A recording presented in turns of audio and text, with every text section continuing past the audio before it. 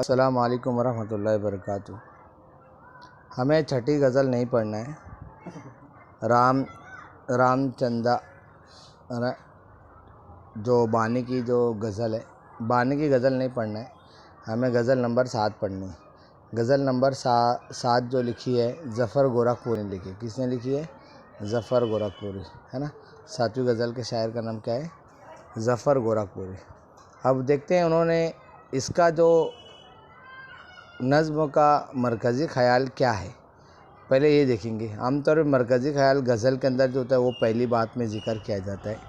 देखते हैं क्या बताया गया है पहली बात में। 1960 की बात है, बंगाल में कहत जैसे हालात है। अब कहत किसे कहते हैं?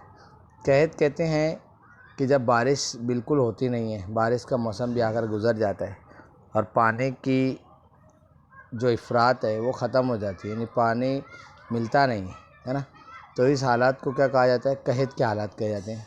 यानी जो इतने भी कुएं हैं और नदियां हैं वो सूख जाती हैं, इसे कहत कहते हैं। तो बंगाल में कहत जैसे हालात है। इसी ज़माने में मुंबई के एक मुशायरे में एक नौजवान शायर ने ये शेर पढ़ा, है ना। एक नौजवान शायर ने क्या शेर पढ़ा? हाथ कश्मीर बनाने के लिए उठते हैं, हाथ कश्मीर बनाने के लिए उठते हैं, भूख कश्मीर को बंगाल बना देती है। भूख क्या करती है? कश्मीर को बंगाल बना देती है ना। यानी कश्मीर का जिस तरह से पाकिस्तान और हिंदुस्तान के बीच की एक, है ना, क्या है वो एक सबसे अहम मुद्दा है, लेकिन वही बात हो रही है, हाथ कश्मीर बनाने के लिए उठते हैं, भूख कश्मीर को बंगाल बना देती है ना। लेकिन वहाँ के हालात कैसे हैं? बिल्कुल ख़राब है। तो उस नज़रिए को सामने रखते हुए उस नौजवान शायर ने शेर पढ़ा था। तो मुशायरा गाह दाद व तहसीन के नारों से गूंज उठी। उस नौजवान शायर का नाम ज़फ़र गोरखपुरी था, जो बाद में तरक्की पसंद तहरीक से वाबस्ता हुआ, है ना। अब तरक्की पसंद तहरीक क्या है, मैं आप लोगों को इंशाल्लाह इसके बारे में बताऊंगा। आमतौर पर तरक्की पसंद तहरीक वो लोग थे जिनके ख़यालात कम्युनिज़म से मिलते जुलते थे, है ना। कार्ल मार्क्स के जितने भी जो अफलातून हैं और उनके सोच के लोग जो थे वो सब तरक्की पसंद तहरीक के, है ना, वाबस्ता थे वो लोग। और ये वो लोग थे जो शायर थे, कोई मुसन्निफ़ था और जो सिर्फ गरीबों के हक़ की और मज़दूरों के हक़ की बातें करते थे। तो ये तरक्की पसंद तहरीक एक थी। इससे कई सारे शुआरा और अदिबा उससे क्या रहे, मरबूत रहे, जुड़े रहे। जान पहचान देख लेते हैं। ज़फ़र गोरखपुरी 5 मई 1935 को ज़िला गोरखपुर के गांव बेदुली बाबू में पैदा हुए, है ना। ये गांव का नाम है बेदुली बाबू। वो बचपन ही में अपने ख़ानदान के हमरा मुंबई मुंतकिल हो गए थे। मुंतकिल हो जाना यानी एक जगह से दूसरी जगह इंतकाल कर जाना, यानी वो अपना गांव छोड़ के कहाँ पर आ गए? मुंबई आ गए, मुंतकिल हो गए। ज़फ़र गोरखपुरी तरक्की पसंद शायरों में एक मोतबर मुकाम रखते हैं। उन्होंने बच्चों के लिए भी नहायत खूबसूरत नज़में कही हैं। सच्चाइयाँ, तीशा, वादिये संग, गोखरू के फूल, चराग चश्म तर, हल्की ठंडी ताज़ा हवा, मिट्टी को हंसाना है वगैरह उनके शेरी मजमूए हैं, है ना। ये सब उनकी किताबों के नाम है जो उन्होंने लिखी थी। 1993 में वो मौलवी के पेशे से सबकदोश हुए। फिल्मों से भी वाबस्ता रहे, है ना। मौलवी यानी टीचिंग का प्रोफेशन है। वो मौलवी के पेशे से सबकदोश हुए, फिल्मों से भी वाबस्ता रहे। फिल्मों के लिए गीतों के अलावा उन्होंने कव्वालियाँ भी लिखी। 29 जुलाई 2017 को मुंबई में उनका इंतकाल हुआ। तो ये उनके बारे में छोटी सी इन्फॉर्मेशन है, उनके इंट्रोडक्शन है, उनका तारुफ है। अब हम लोग क्या करेंगे, इस गज़ल को देखेंगे, उसमें उन्होंने कहा क्या है, ठीक है। शुरू करते हैं। बदन कुजला गया तो दिल की ताबानी से निकलूँगा।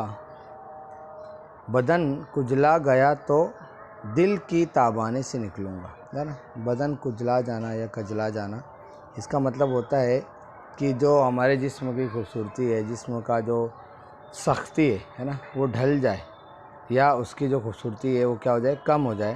तो उसके बारे में लिखा है, बदन कजला गया या कुजला गया तो दिल की ताबानी से निकलूँगा।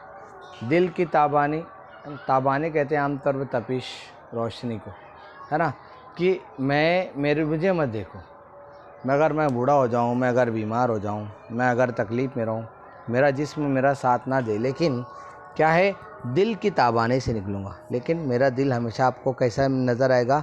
अच्छा ही नज़र आएगा। क्यों?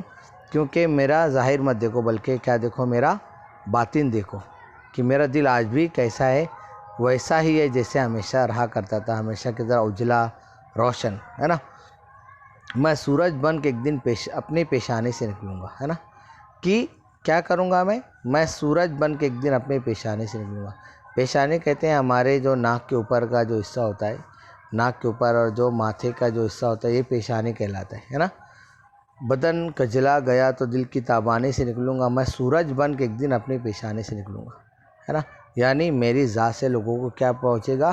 फ़ायदा पहुँचेगा। लोग मेरी ज़ात से फ़ायदा उठाएंगे, जिस तरह से सूरज से फ़ायदा उठाया जाता है कि वो रोशनी देता है, तपिश देता है, गर्मी पहुँचाता है ना।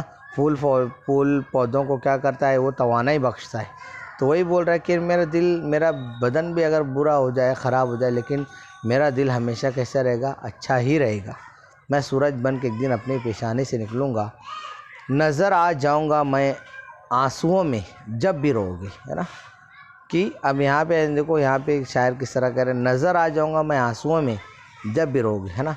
जब भी ये शायर अपने महबूब के बारे में, है ना, ये जिक्र कर रहा है कि नज़र आ जाऊँगा मैं आंसुओं में, है ना, जब भी रोओगे। कि जब भी आंसू निकलेंगे तो उन आंसुओं के जैसे ही आंसू निकलेगा तो आपको किसकी याद आएगी? मेरी याद आएगी। क्यों? मुझे मिट्टी किया तुमने तो मैं पानी से निकलूँगा, है ना। कि क्या करोगे अगर तुमने मुझे हकारत से, है ना, क्या कर दिया? आपने मुझे धुतकार दिया, हकाल दिया, है ना। लेकिन मुझे मिट्टी किया तुमने तो मैं पानी से निकलूँगा, है ना। कि वो क्या कह रहा है कि उस शायर ने अपने महबूब की नज़रों का जो आंसू है उसके बारे में बातें कर रहा है। मुझे मिट्टी किया तुमने तो मैं पानी से निकलूँगा, है ना। कि अगर तुमने मेरी हालत और बदतर कर दी, लेकिन आपको मैं कहीं ना कहीं किसी न किसी सूरत में नज़र ही आऊँगा, है ना। यानी तुम मुझे भुला नहीं सकते, इस माने में कहता है मैं ऐसा खूबसूरत रंग हूँ दीवार का अपनी, है ना। कि मैं, मेरी मुराद, है ना, मेरी शख्सियत ऐसी है, कैसी है? एक खूबसूरत रंग की, है ना। कि जैसे दीवार का एक अपना रंग होता है ना। अगर निकला तो घर वालों की नादानी से निकलूँगा, है ना। कि अगर लोगों ने मुझे नहीं समझा, मुझे ना पहचाना, मेरे घर के लोगों ने मुझे ना पहचाना, ना जाना, तो क्या होगा? अगर निकला तो घर वालों की नादानी से निकलूँगा, है ना। घर में दीवारों पर, है ना, दरों दीवारों पर जो बेहतरीन जो कलर होता है, अगर बहुत बेहतरीन गाय, और एक ऐसा है कि भाई कई सालों तक के वो, है ना, वो कलर रहेगा ही, है ना। लेकिन अगर घर वालों ने उसकी इज्जत नहीं की, उसका नहीं समझा, तो क्या हो जाएगा? उसको निकाल फेंकेंगे। तो ये कैसे निकलेगा? अगर निकला तो घर वालों की नादानी से निकलूँगा, है ना। कि क्योंकि मुझ जैसे शख्स को वो लोग ने समझ नहीं सके, मेरे बारे में उनको पता नहीं चल सका। ज़मीर वक्त में पैवस्त हूँ मैं फांस की सूरत, है ना। ज़मीर वक्त में पैवस्त हूँ, इसका मतलब ये होता है कि हर ज़माने में कोई ना कोई हकीकत, कोई ना कोई बात हर ज़माने में मौजूद होती है।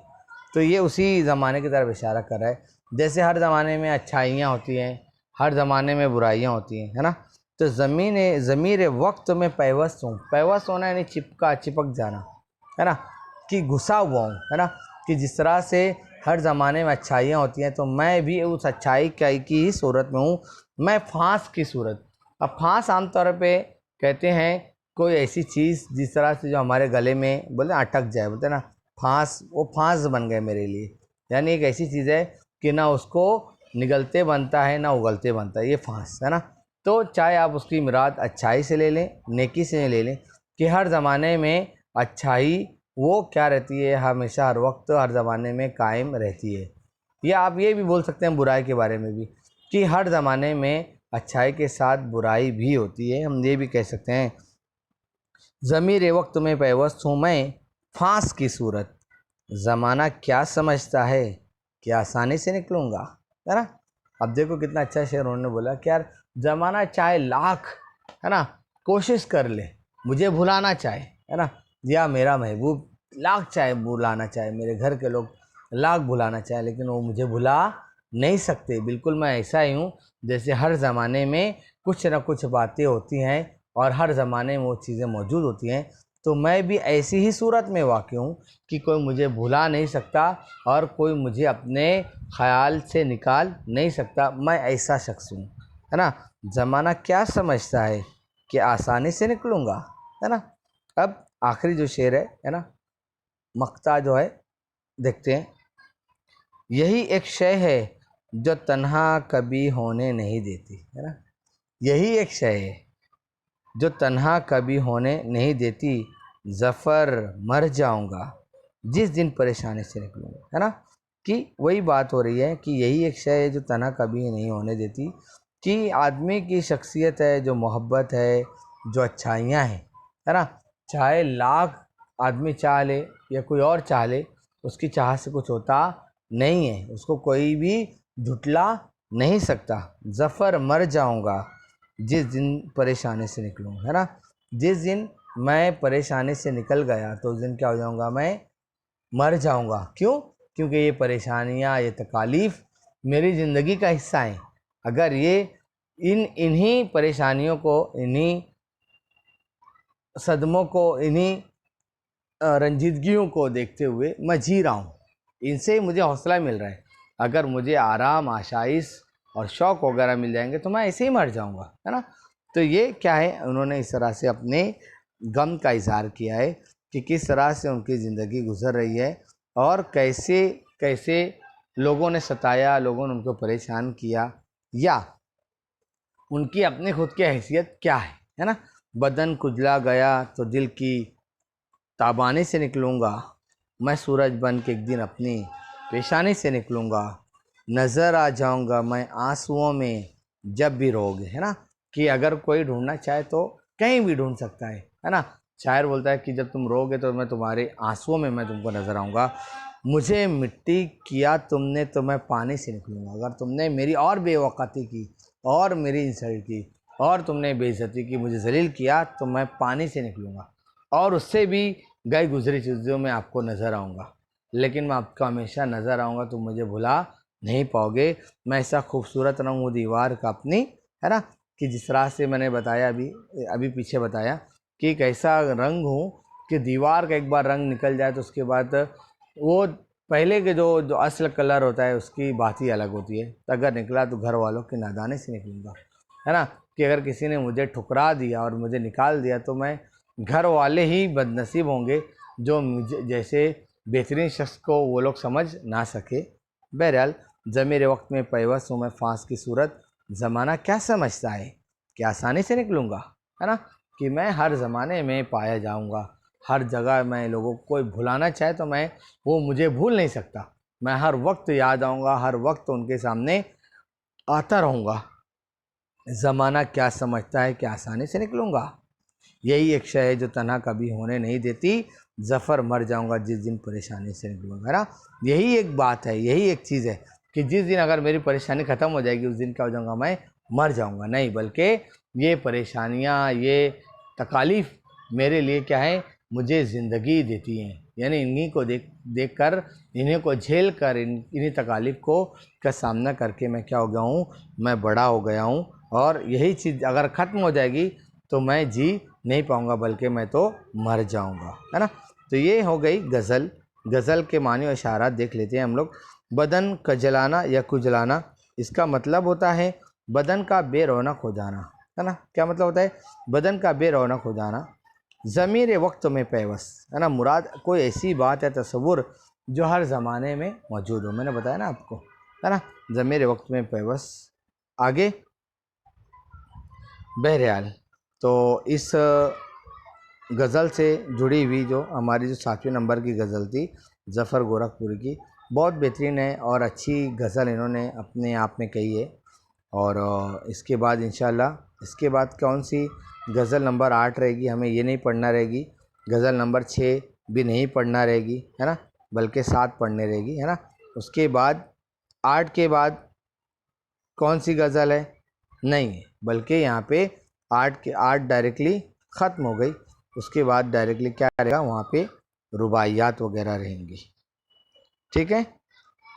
आप लोग इतना देखिएगा, इसके बाद इंशाल्लाह हमारी फिर मुलाकात होगी। अस्सलाम वालेकुम वरहमतुल्लाहि वबरकातुहू।